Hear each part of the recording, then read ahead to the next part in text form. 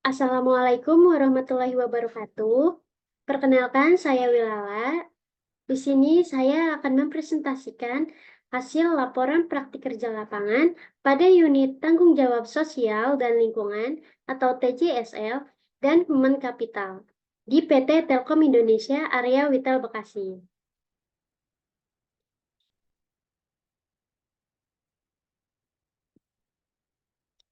Oke, baik. Selanjutnya di sini ada latar belakang mengenai PKL. Kegiatan PKL memiliki tujuan untuk memperkenalkan mahasiswa kepada lingkungan kerja dan mempersiapkan mahasiswa sebelum memasuki dunia kerja yang sesungguhnya.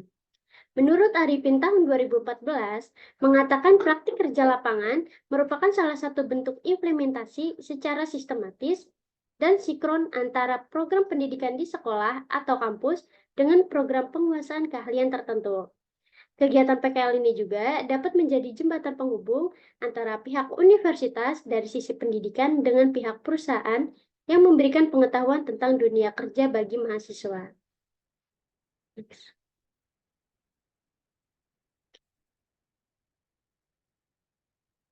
Baik, selanjutnya tujuan dilaksanakannya PKL yaitu mempraktikkan proses rekrutmen peserta PKL, mempraktikkan proses administrasi peserta PKL, dan mempraktikkan pelaksanaan program Corporate Social Responsibility atau CSR.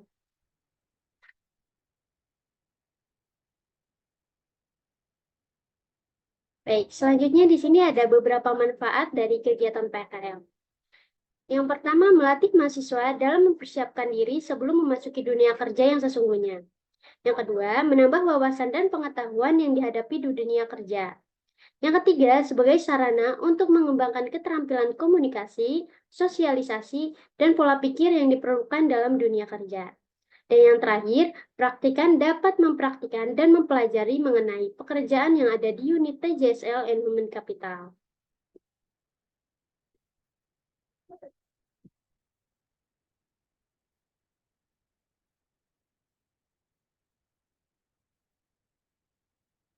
Baik, di sini tempat pelaksanaan saya melaksanakan praktik kerja lapangan.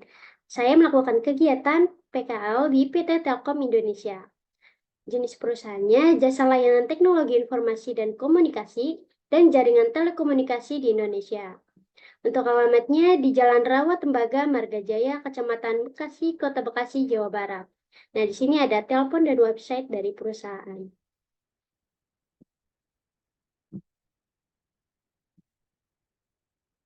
Nah, baik. Selanjutnya di sini ada proses kegiatan PKL. Yang pertama ada tahap persiapan. Nah, saya menyiapkan surat permohonan PKL, pas foto, fotokopi KTP, dan sertifikat vaksin. Dan untuk tahap pelaksanaannya, saya melakukan kegiatan PKL pada unit TJSL and Human Capital yang dilaksanakan dalam waktu 5 bulan yang dimulai pada tanggal 24 Maret tahun 2023 sampai dengan 23 Agustus 2023 yang dilakukan setiap hari Senin sampai Jumat pada pukul 8 pagi sampai 4 sore. Nah, selanjutnya untuk tahap pelaporan, saya membuat laporan akhir PKL selama kurang lebih 3 bulan. Dalam membuat laporan akhir, saya dibimbing oleh Bapak Profesor Usep Suhul.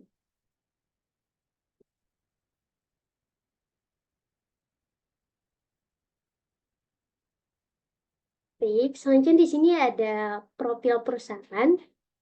Nah, PT Telkom Indonesia adalah badan usaha milik negara yang bergerak di bidang jasa layanan teknologi informasi dan komunikasi dan jaringan telekomunikasi di Indonesia.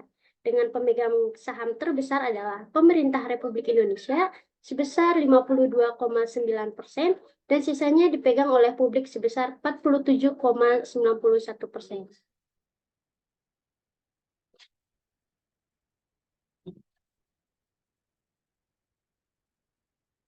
Baik, Telkom Indonesia memiliki visi dan misi, yaitu untuk visinya menjadi digital telco pilihan utama untuk memajukan masyarakat.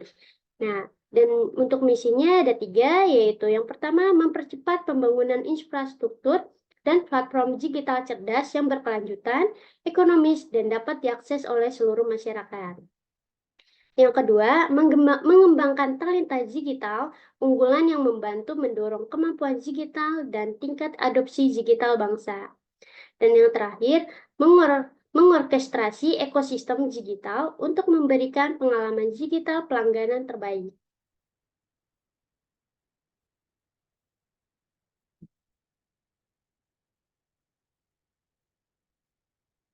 Baik, di sini ada struktur organisasi.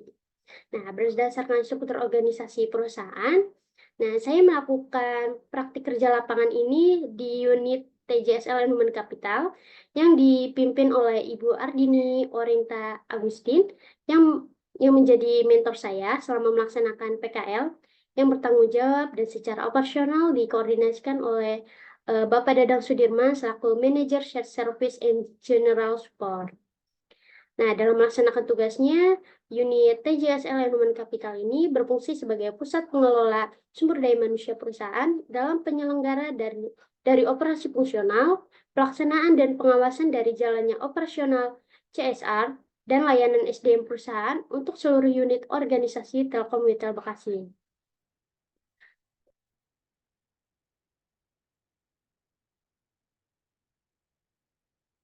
Nah, baik, selama pelaksanaan PKL ini, saya dibimbing oleh Ibu Orin. Adapun tugas atau bidang kerja yang diberikan kepada saya yaitu ada melakukan proses rekrutmen peserta PKL, melakukan proses administrasi peserta PKL, dan membantu proses pelaksanaan program Corporate Social Responsibility atau CSR.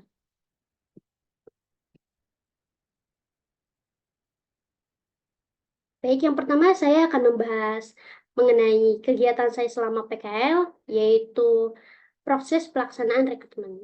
Nah, Telkom Indonesia Retail Bekasi ini membuka banyak lowongan untuk sekolah dan universitas. Pihak sekolah dan universitas mengirimkan peserta didiknya untuk melakukan praktik kerja lapangan atau magang di instansinya.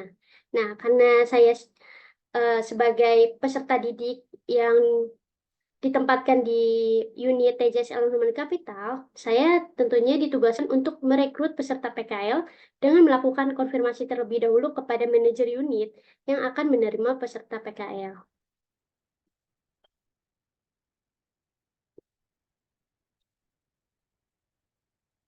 Baik, tahapan proses pelaksanaan rekrutmen PKL ini berawal dari manajer unit atau divisi mengajukan permintaan peserta PKL untuk ditempatkan di divisinya. Nah, kemudian saya mendapatkan tugas dari pembimbing untuk membantu dalam kegiatan rekrutmen. Lalu saya mencari peserta PKL yang dibutuhkan dalam divisi tersebut. Nah, dengan mengiklankan lowongan magang melalui sosial media, membuat pamflet link pendaftaran untuk ditaruh di depan kantor Telkomsel Bekasi, juga dari internal perusahaan dan dari teman. Nah, di sini ada daftar permintaan dari manajer unitnya.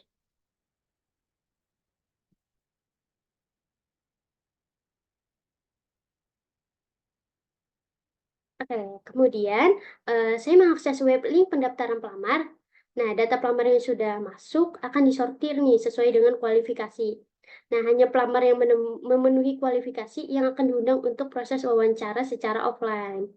Nah, lalu saya mendiskusikan dengan mentor untuk melanjutkan tahap wawancara terhadap kandidat yang terpilih. Nah, saya menyiapkan pertanyaan dan jadwal wawancara, lalu saya menghubungi kandidat untuk mengikuti tahap wawancara. Nah, di sini ada daftar eh, kandidat yang sesuai memenuhi kualifikasi yang akan diundang untuk melakukan tahap wawancara.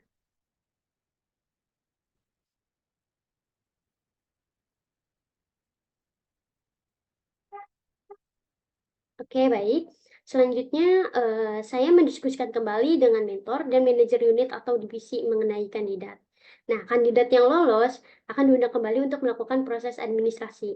Nah, setelah melakukan proses administrasi, nah, saya menghubungi kembali kandidat untuk memulai kerja.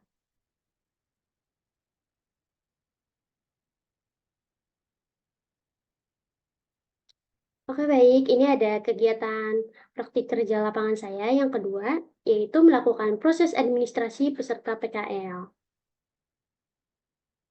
Nah, ini merupakan persyaratan kandidat yang udah lolos seleksi tahap interview. Nah, sini terdapat beberapa tahapan dalam melakukan proses administrasi peserta PKL.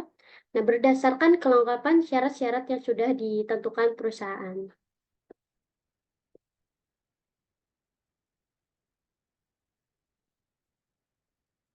Baik, di sini ada surat pernyataan peserta PKL. Nah, saya ditugaskan untuk membuat surat ini untuk ditandatangani. Nah, tentunya surat ini dapat dinyatakan surat persetujuan peserta PKL terhadap ketentuan perusahaan.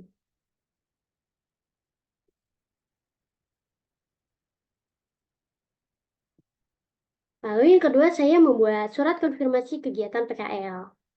Nah, manajer unit atau divisi, surat ini dinyatakan bahwa peserta PKL diterima di divisi tersebut untuk melaksanakan praktik kerja lapangan.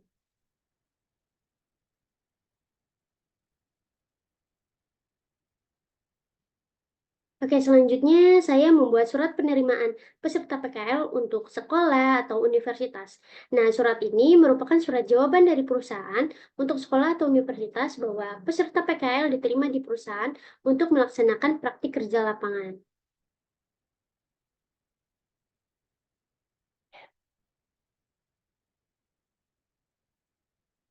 Baik, ini tugas saya yang ketiga, yaitu membantu proses pelaksanaan program Corporate Social Responsibility atau CSR. Nah, Telkom Indonesia melakukan kegiatan CSR. Dalam kegiatan ini, Telkom melakukan digitalisasi pengelolaan program pendanaan usaha mikro kecil atau UMK. Nah, mulai dari bantuan modal UMK sampai dengan monitoring pengembalian peminjaman. Nah, saya ditugaskan untuk membantu proses pelaksanaan program CSR.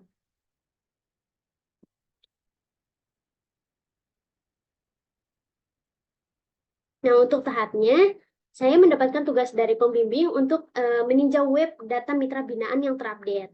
Nah, lalu saya melakukan proses input data mitra binaan yang terupdate dan menghubunginya melalui telepon untuk melakukan proses pembayaran peminjaman pendanaan UMK. Lalu saya melakukan konfirmasi kepada pembimbing mengenai mitra binaan.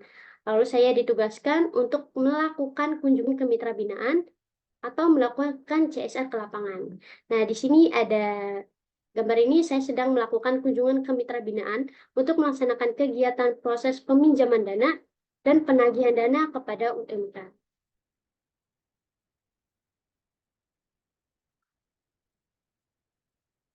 Nah, oke baik. Selama melaksanakan kegiatan praktik kerja lapangan, nah tentunya saya menemukan kendala yang sedikit mengganggu kelancaran kegiatan PKL. Nah, di sini ada kendala yang saya hadapi selama PKL berlangsung. Yang pertama, tidak diberikan ruang khusus untuk melakukan proses rekrutmen. Nah, saat saya melakukan proses rekrutmen, tentunya saya sangat terganggu dengan adanya karyawan yang lalu lalang. Nah, sehingga muncul distraksi yang dapat mengganggu konsentrasi dan membuat kandidat merasa tidak nyaman dengan tidak adanya ruangan privasi. Yang kedua, tidak adanya standar operasional prosedur atau SOP. Nah, bagi saya dalam melaksanakan praktik kerja lapangan, awalnya saya merasa sangat sibuk dalam satu waktu. Nah, dan waktu yang lain saya tidak mendapatkan pekerjaan yang harus diselesaikan.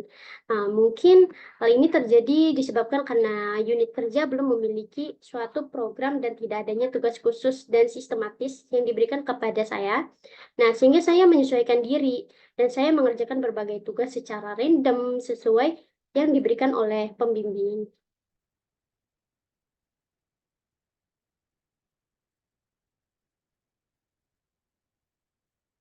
Oke, baik. Di sini adalah upaya yang saya lakukan dalam menghadapi kendala selama pelaksanaan praktik kerja lapangan.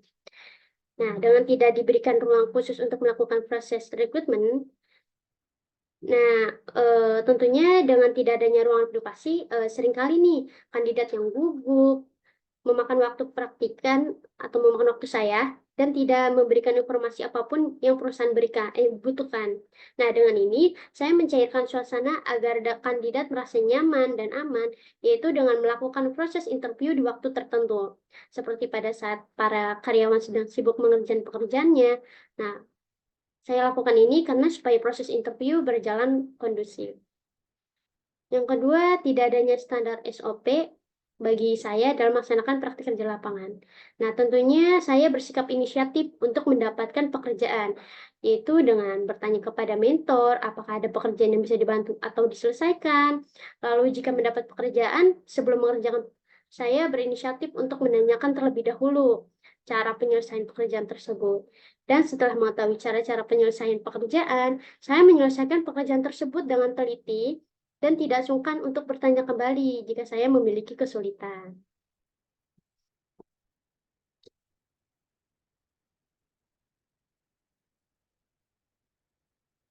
Baik, selanjutnya di sini ada kesenjangan teori dan praktik. Nah, menurut Indonesia Career Center Network, salah satu penyebab pengangguran karena sebanyak 87% mahasiswa Indonesia mengakui bahwa jurusan yang diambil tidak sesuai dengan minat pada survei yang dilakukan tahun 2017. Nah, yang sudah dilakukan penelitian dengan Awaliyah dan Murdaningsi tahun 2019. Nah, pilihan jurusan adalah tahapan yang penting bagi mahasiswa, karena memilih jurusan yang tepat dapat menentukan hidupnya termasuk kemudahan memperoleh pekerjaan di masa depan, menurut William tahun 1984. Menurut The State University of New York, pengalaman magang bisa menambah nilai plus di mata rekruter. Oke, baik. Dunia kerja yang semakin kompetitif tentunya menyebabkan perubahan itu terjadi. Nah, meskipun demikian, bukan berarti latar belakang pendidikan ini tidak penting.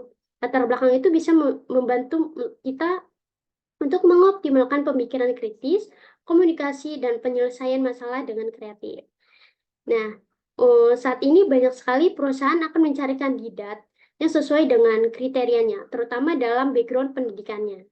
Nah, tetapi kenyataannya yang perhatikan lihat di lapangan bahwa kandidat magang tidak harus sesuai dengan jurusan. Nah, dengan ini dapat mempersulit kandidat dalam mengerjakan pekerjaan yang diberikan perusahaan karena tidak sesuai dengan jurusan atau konsentrasinya. Sehingga kompetensi yang didapatkan di kuliah tidak dipraktikkan dan tidak akan menjadi masalah ketika masuk dan itu akan menjadi masalah ketika masuk ke dalam dunia kerja nantinya.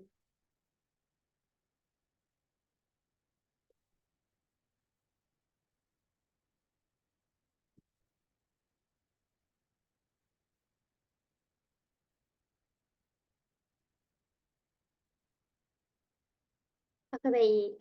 Dalam pelaksanaan praktik kerja lapangan yang telah saya lakukan di Telkom Indonesia Area Wetel Bekasi, yaitu saya berkontribusi dalam melakukan proses rekrutmen peserta PKL dan proses administrasi peserta PKL.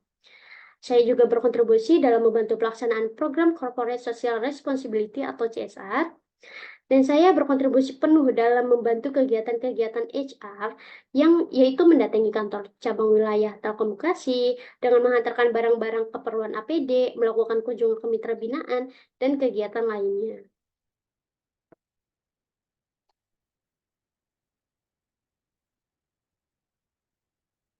Oke, yang terakhir kesimpulan. Nah, selama saya melaksanakan program kegiatan praktik kerja lapangan di Telkom Area Witel Bekasi, saya dapat menarik kesimpulan, yaitu saya dapat mengidentifikasi siswa dan mahasiswa praktik kerja lapangan berdasarkan kelengkapan syarat-syarat yang sudah ditentukan perusahaan. Lalu, saya dapat mengetahui pelaksanaan tugas seorang SDM dalam proses input, update, dan implementasi corporate social responsibility. Yang terakhir, saya mendapatkan pengalaman dalam kegiatan-kegiatan HR, yaitu mendatangi kantor cabang wilayah Telkom Bekasi dengan menghantarkan barang-barang keperluan APD, melakukan kunjungan ke mitra binaan, dan melakukan beberapa program kegiatan lainnya.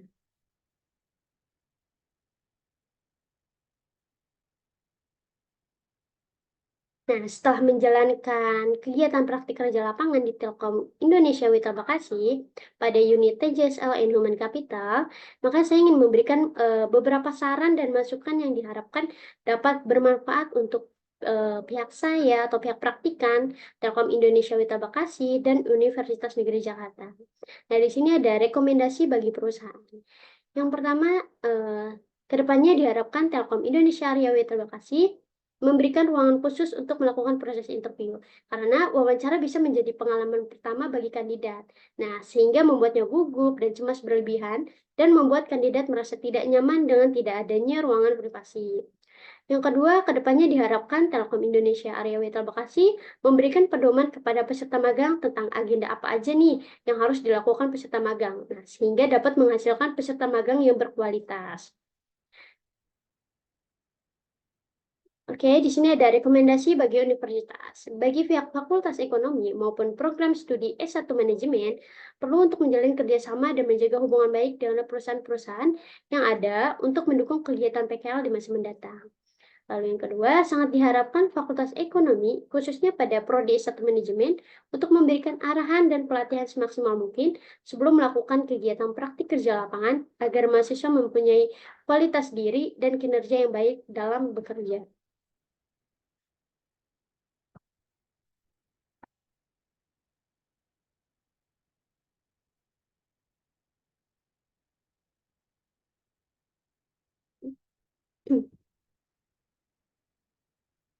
Nah, oke baik. Di sini, oke, baik. Sekian dan terima kasih presentasi dari saya. Kurang lebihnya mohon maaf. Wassalamualaikum warahmatullahi wabarakatuh.